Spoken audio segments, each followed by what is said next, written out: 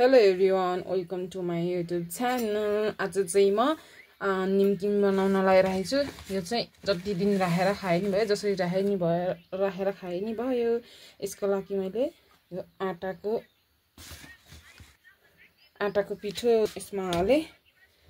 म चाहिँ अलि धेरै नै बनाएर राख्नु पर्यो भन्ने सोचेर मैले यति पिठो हाले। अब यसमा चाहिँ स्वाद अनुसारको म नुन हाल्छु।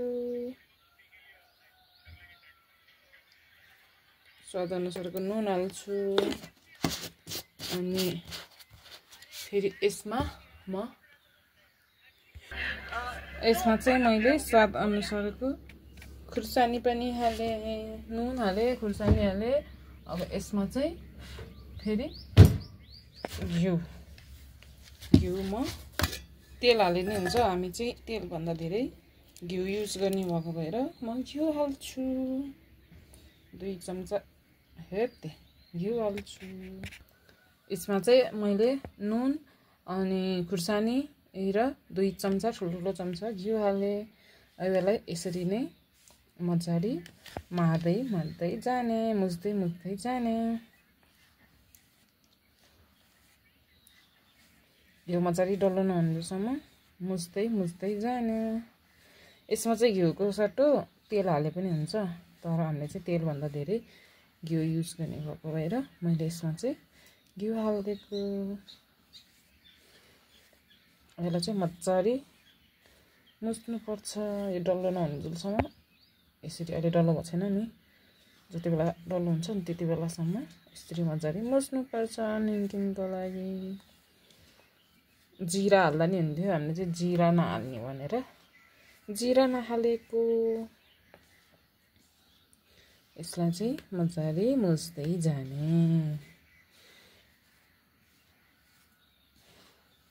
यहाँ मैले सबै थोक हालेर राखेछु नि त। यो चाहिँ फेरि थप्दै मुस्दै गरिरहेको छु मैले। अलिकति घिउ कम भएको जस्तो लाग्यो, फिल भएर मैले चाहिँ घिउ थप्दै मुस्दै गरिरहेको छु। यो चाहिँ अब मैले मजाले मुचिसकेँ। यसरी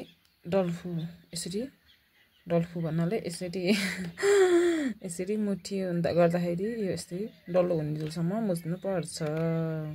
त्यसपछि अब बिस्तारै पानी हाल्दै मुच्दै गर्ने। यसलाई चाहिँ मुस्दै अलिकति पानी हाल्दै मुस्दै राख्दै गर्ने। फेरि एकैचोटि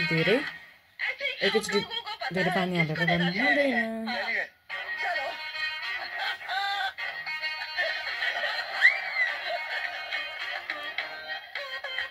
ठिकै गर्दा है मुस्दै, थोरै पानी हाल्दै मुस्दै गर्नुपर्छ।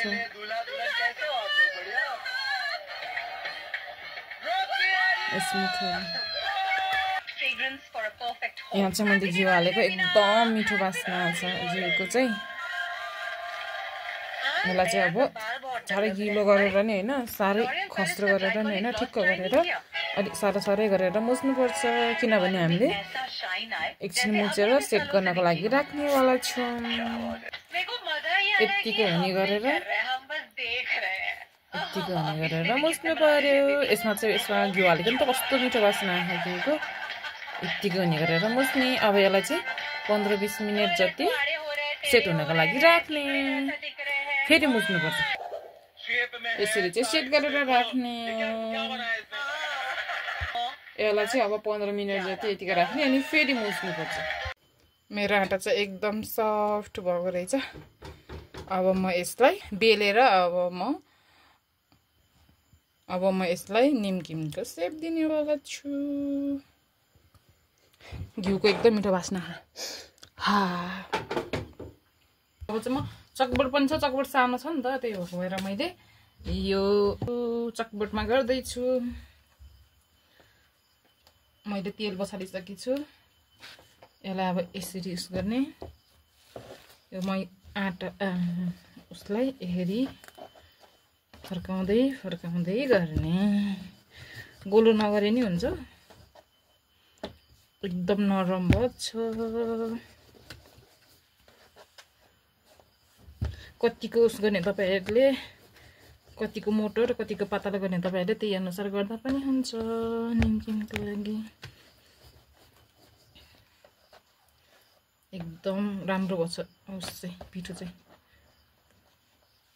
कति नि यताउता टाँसिने उस हुने केही भएको छैन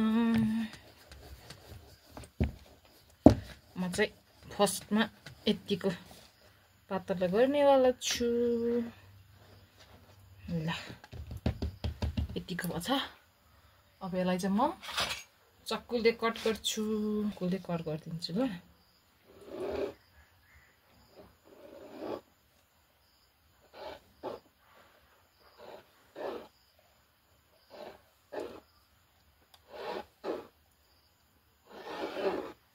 यसरी कट गरिदिने सबैलाई हो सरी सरी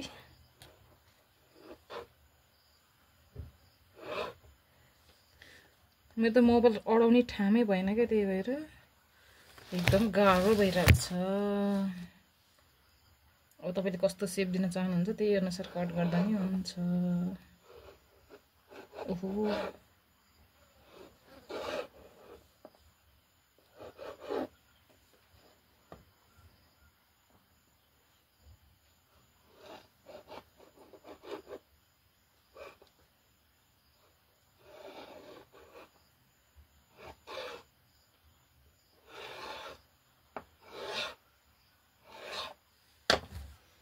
यस्तो भयो तेल चाहिँ यहाँ खरिसक्यो अब यसमा म उसाल्ने छु यो एउटा एउटा गरेर हाले नि हुन्छ जसरी नि हाल्ने नि हुन्छ मेरो चाहिँ यो आलु के रे निमकिन चाहिँ यस्तो भयो यहाँ यो क्यामेरा समाइदिने मान्छे नभएर क्यामेरा आउने कुरा नभएर यस्तो बिलाप भयो म अब पोखरा जान्छु तिहारमा अनि त्यति बेलामा एउटा स्ट्यान्ड किनेर लिएर आउनु पर्यो गाह्रो छ हो त्यही भएर एउटा उसल्याउनेवाला छु यसरी निकाल्छु म अब यसलाई यतिको रातो रातो भएपछि म निकाल्छु यस्तो राम्रो भयो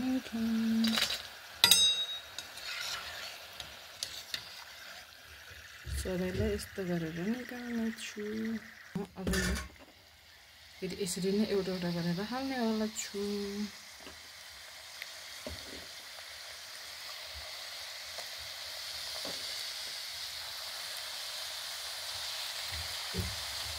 घाँसी गयो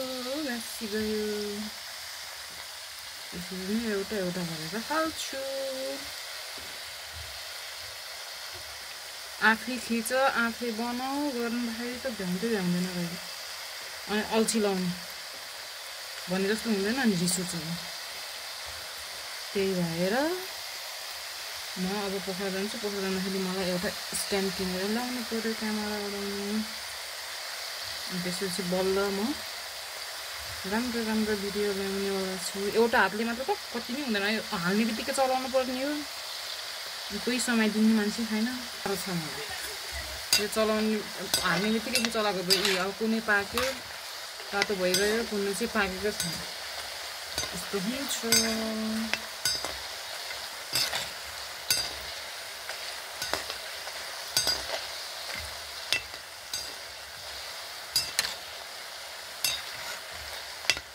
जोडी गयो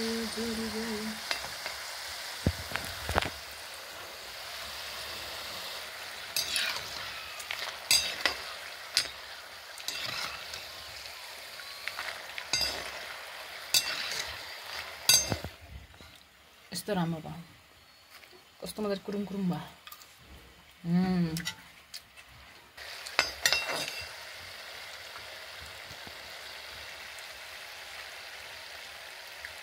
दामी गरेर उम्लिरहेको छ पाकिरहेको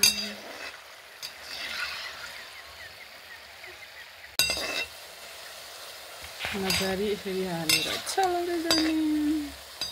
यो अघि फर्स्टको त उसको परै नपाएर अहिले चाहिँ काटेर राखेर नि गरेको यो मजाले फुलेको।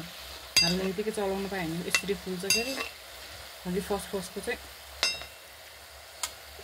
हाल्ने बित्तिकै चलाउन नपाएको भएर यस्तो बिग्रेको। अहिले चाहिँ कस्तो राम्रो हुँदै गयो, सेप पनि एकदम राम्रो भएको छ।